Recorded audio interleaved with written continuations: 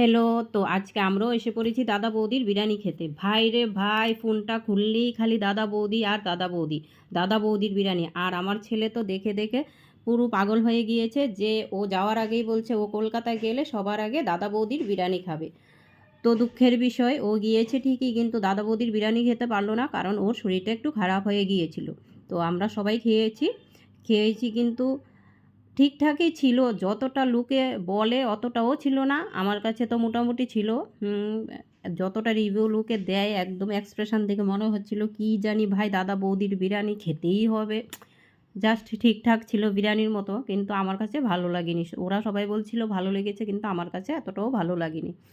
আর chicken ললিপপগুলি দিয়েছিল যে, ওতে কাঁচাই মশলা ছিল। তো আমার কাছে তো একদমই ভালো লাগেনি, মশলার গন্ধ, কাঁচা মশলার গন্ধ ছিল। তো একদমই ভালো লাগেনি আমার কাছে। আর প্লিজ আমার চ্যানেলটাকে